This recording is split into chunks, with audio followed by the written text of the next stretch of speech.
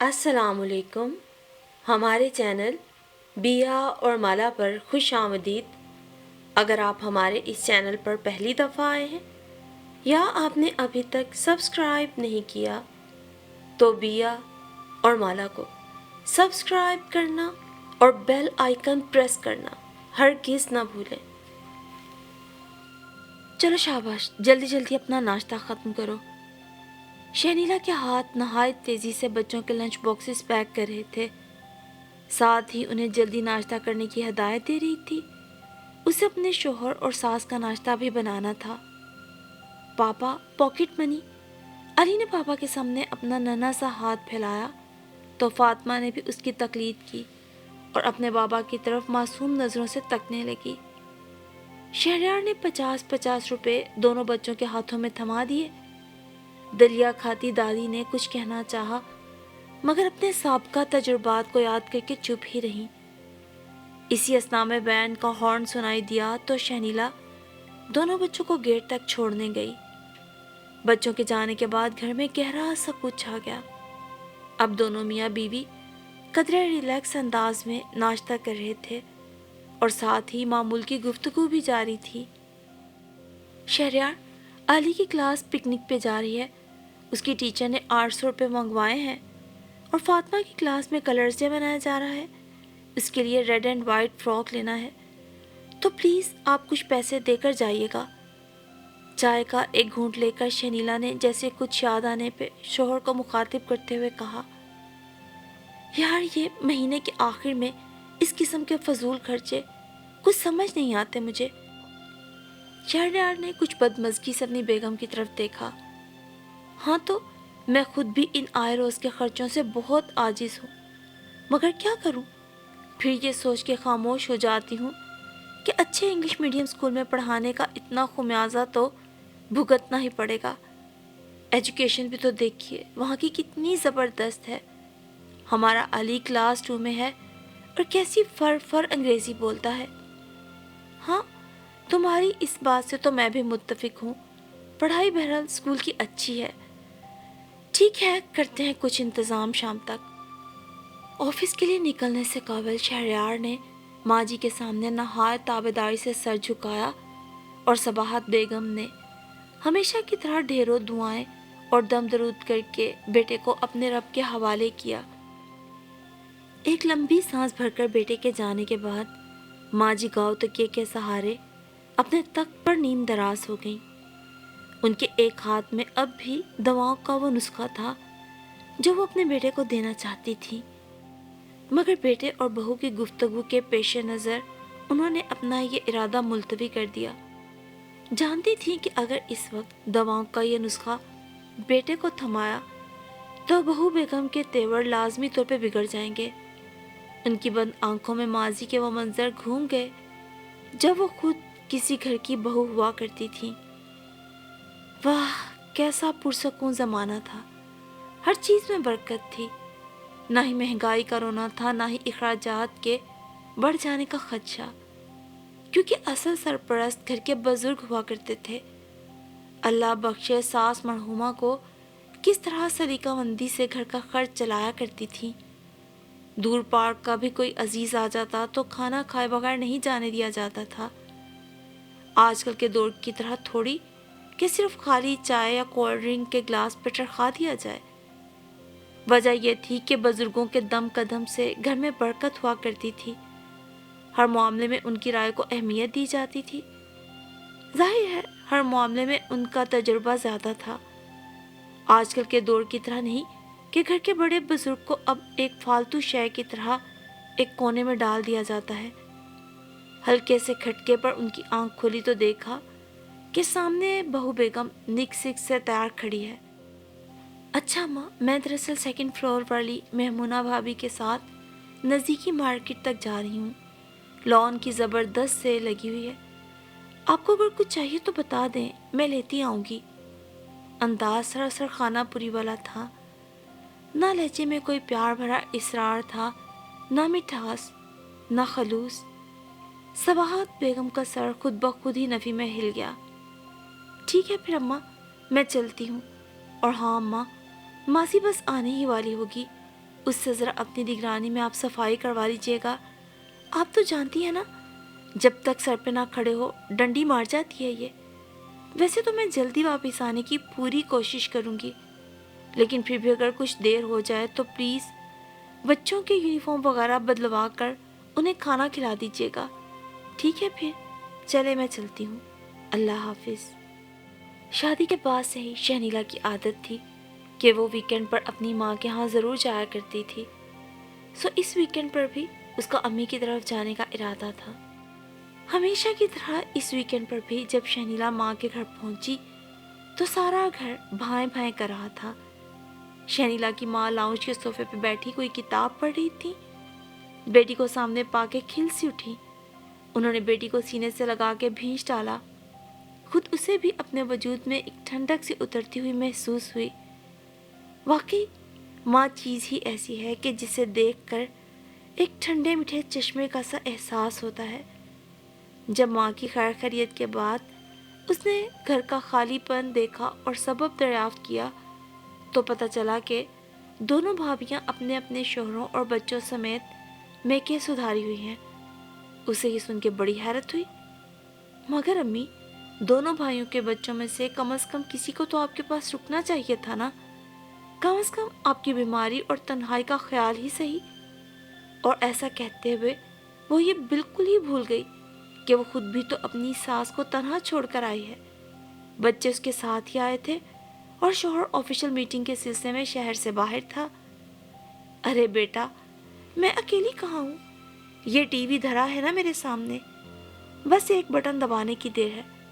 पटर पटर बोलने वाले 10 लोग हाजिर हो जाते हैं। जब तक जी चाहे इन्हें सुनते और देखते रहो। बेटी की बात सुनकर उन्होंने मुस्कुराते हुए कहा, मगर फिर भी अम्मी आपको।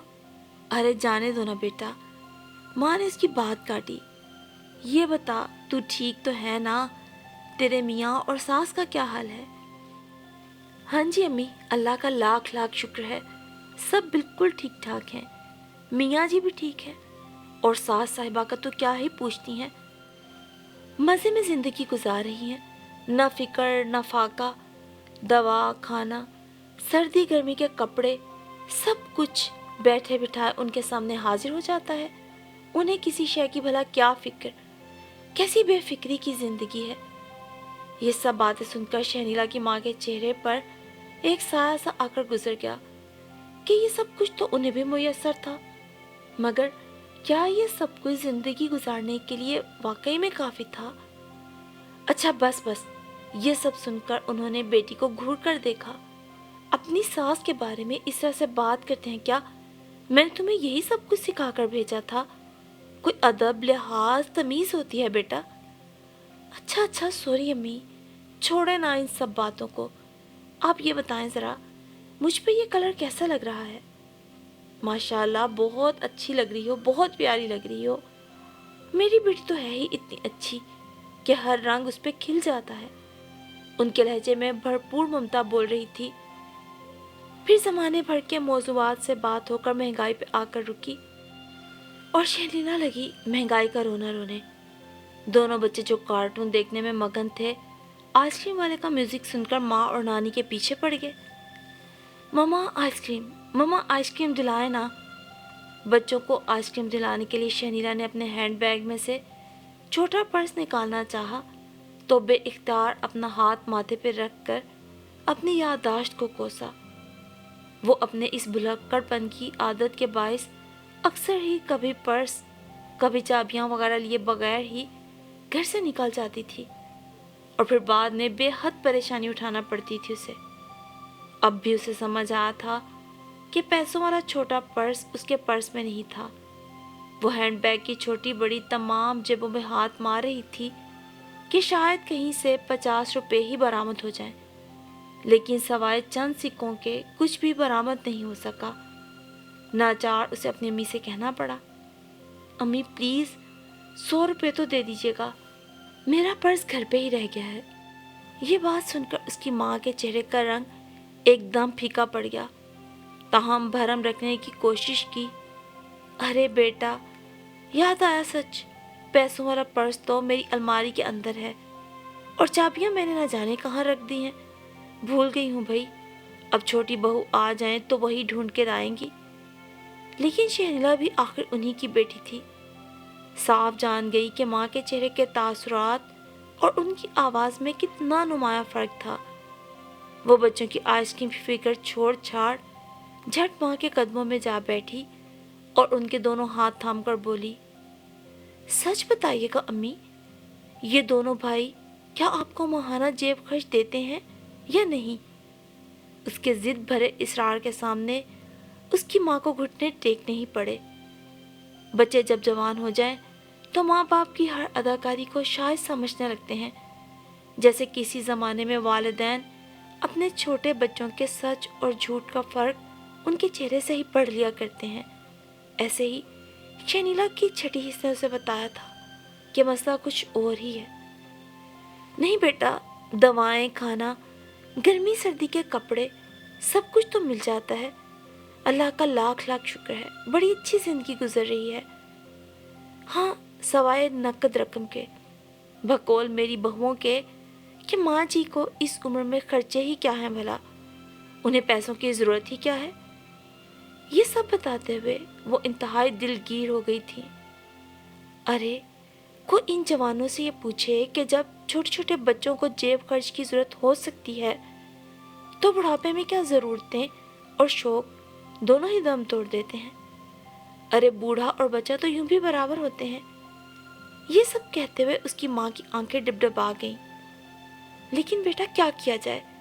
जिन बच्चों को हम छोटी छोटी ख्वाहिशात मद्देनज़र रखते पालते हैं, जिनके होश संभालते ही हम उनकी पॉकेट मनी लगाते हैं और खुश होते हैं कि हम अपनी औलाद के जायज़ हकूक़ पूरे करने के काबिल हैं, जब उन बच्चों पे बूढ़े वालिदैन की जिम्मेदारी आती है तो वो वालिदैन को जिम्मेदारी नहीं, सिर्फ बोझ ही समझते हैं। ऐसे में मैं भला अपने बेटे को कैसे कहूँ कि मुझे भी थोड़े बहुत पैसों की ज़रूरत होती है? आखिर को उनकी बीवियाँ सामने खड़ी हैं, वो शोरों को साफ कह देती हैं, सब कुछ तो माँ जी को ला देते हैं, अब पैसे इन्हें क्या चाहिए भला? शलीला ने गौर से अपनी माँ की तरफ देखा तो बेइख्तियार ही उसे अपनी माँ की आंखें अपनी माँ जी यानी सास की पूर्णम आंखों में तब्दील होती हुई महसूस हुई और जैसे इदराक के बहुत से दर वाह हो गए। माजी के तमाम हिसाब किताब उसकी आंखों के सामने वाह हो गए और बस उसी एक लम्हे में उसने वो फैसला कर लिया जो शायद आज से पहले वो कभी भी ना कर पाती। बस आगही का एक पल था। तभी तो अगले महीने की 1 तारीख को घर का बजट बनाते वक्त शनीला ने सबसे पहले उसमें अपनी सास के लिए 3000 पॉकेट मनी के मुख्तस किए थे और फिर उसके शोहर शहरयार की आंखों ने वो मंजर देखा जो पिछले 7 बरसों में कभी नहीं देखा था। शनीला अपनी सास के तख्त पर बैठी उनके दोनों हाथ अपने हाथों में लेकर इंतहाई शर्मिंदा लहजे में माफ़ी तलब कर रही थी। अरे बेटा, किस बात की माफ़ी? तुमने तो कोई गलती की ही नहीं। गलती? बहुत छोटा लफ्ज़ है गलती। मैं तो बहुत बड़ी खताकार हूँ अम्मा जी, बहुत बड़ी खताकार।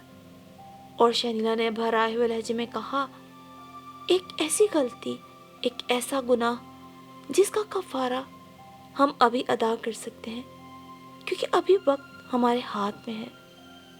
देखिए कैसे नादान हैं हम भूल गए थे कि बुजुर्ग तो घना साया होते हैं माँ जी। बुजुर्गों की रहमत से ही तो घरों पे बरकतें नाजिल होती हैं। बुजुर्ग जो अपनी ठंडी मीठी छाँव में हमें ज़माने के सर्दो गर्म से महफूज रखते हैं, उनकी दुआएं हमारे सरों पे मौजूद छतों से भी ज़्यादा हमारी हिफाजत करती हैं। और हम दुनियादारी के मामलात में उलझ कर अपने असली फराइज़ से मुँह ही मोड़ लेते हैं। कैसी नादानी है ये कैसा गुनाह है। उसने एक बंद लिफाफा अपनी सास के तकिए के नीचे रखते हुए नहायत शर्मिंदगी और आजिज़ी से कहा, माँ जी, ये भूल जो मैं इतने सालों से करती आ रही हूँ, इसके लिए मैं एक बार फिर माजरत ख़्वाह हूँ। लेकिन मैं आपसे वादा करती हूँ कि जब तक जिंदा हूँ अपने फर्ज से अब कभी मुंह नहीं मोड़ूंगी। और सदा की शफीक और दिलगुदाज माँ जी ने बेख्तियार ही अपनी बहू को अपने सीने से लगा लिया कि सुबह का भूला अगर शाम को घर लौट आए तो उसे भूला नहीं कहते। और माँ जी के सीने से लगे लगे शहनीला ये सोच रही थी कि काश उसकी ये छोटी सी नेकी उसकी माँ की परेशानी दूर करने का सबब बन जाए।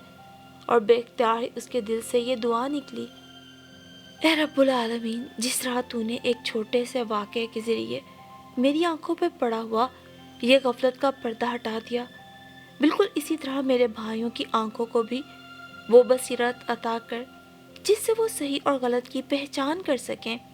उसे याद था जब शहरयार ने एक दफ़ा उसे कहा था, घर का बजट बनाते हुए, शादी के शुरू के दिनों की बात थी ये, कि इसमें अम्मा के पैसे भी लगाए जाएं।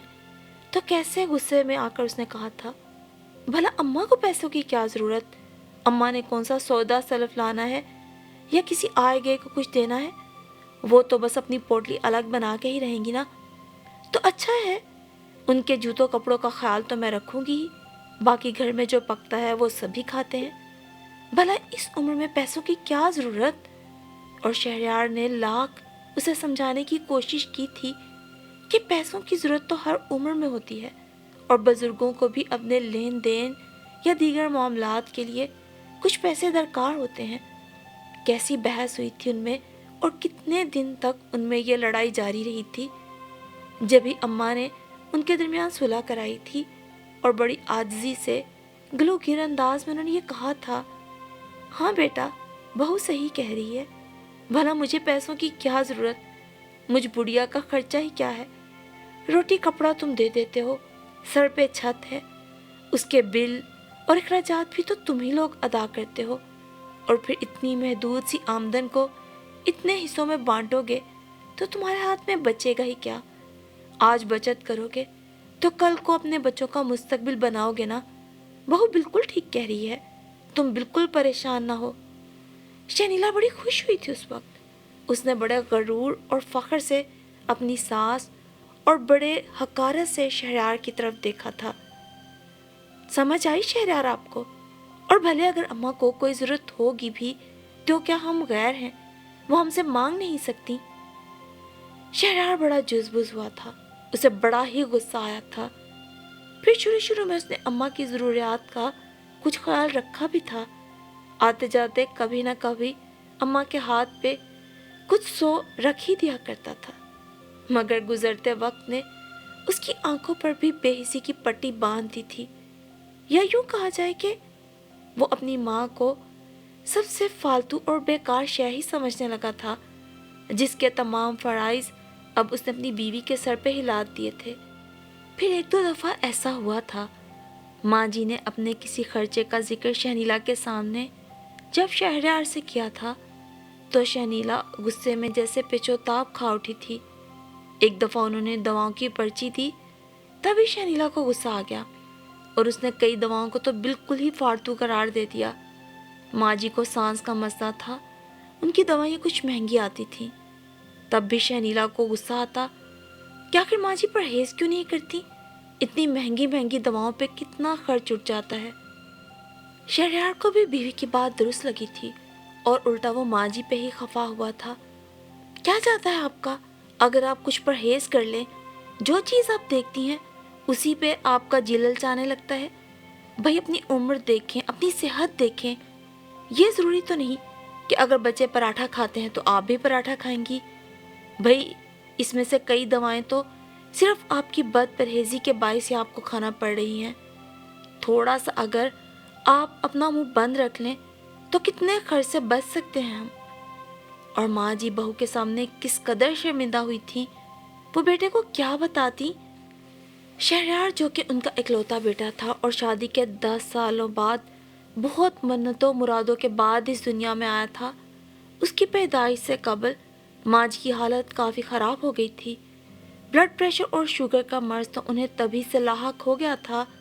उनके शोहर जो कि एक प्राइवेट नौकरी करते थे, उन्होंने कभी भी बीवी की दवाओं को खुद पे बोझ नहीं समझा था। उन्होंने ज़िंदगी भर कभी भी माँ जी को उनकी दवाओं का मुंह भर के यूं ताना भी नहीं दिया था।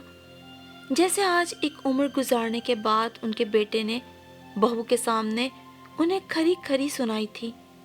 بہو تو اکثر و بیشتر اٹھتے بیٹھتے ہی ان کے کھانے پینے پہ تنقید کیا کرتی تھی، اگرچہ وہ خود بہت پرہیزی کھانا کھاتی تھیں۔ بہو کے پاس کبھی بھی اتنا وقت نہیں ہوتا تھا کہ انہیں پراٹھے بنا کر دے، خود سے انہیں کچن میں جانے کی اجازت نہ تھی۔ صبح بھی وہ 2 رس ہی کھاتی تھیں، چائے کے آدھے کپ کے ساتھ، اور اس کے علاوہ بھی ان کی زندگی میں ایسی کوئی بد پرہیزی نہ تھی۔ کسی آئے گئے پر کبھی کبھار ان کا بھی دل کرتا تھا کچھ اچھا کھانے کو۔ اس کے علاوہ تو زندگی بھر میٹھے سے چکنے سے وہ پرہیز کرتی آئی تھیں۔ دمے کا مرض تو انہیں کچھ سال پہلے ہی ہوا تھا۔ ہاں، یہ الگ بات کہ دمے کی دوا سچ میں بہت مہنگی تھی، اور اس لیے تو وہ خود بھی فکر مند رہتی تھی کہ ان کے بیٹے پر ان کا بڑھاپا بوجھ بن گیا ہے۔ لیکن بیٹے کے منہ سے آج یہ سن کے وہ بہت دل گرفتہ ہوئی تھیں، اور پھر انہوں نے تہیہ کر لیا تھا کہ جس قدر ممکن ہوگا وہ بہو اور بیٹے کو اپنی بیماری سے بے خبر ہی رکھیں گی۔ اس دن کے بعد سے انہوں نے 100 بیماریاں اپنی جان پہ جھیلی تھیں۔ کبھی کوئی بہت ضروری دوا بھی ہوتی تو سارا دن بیٹے کا چہرہ دیکھتے اور بہو کا مزاج دیکھتے شام تک وہ تھک جاتی اور دوا کی پرچی کو واپس اپنی میز کی دراز میں رکھ دیتی۔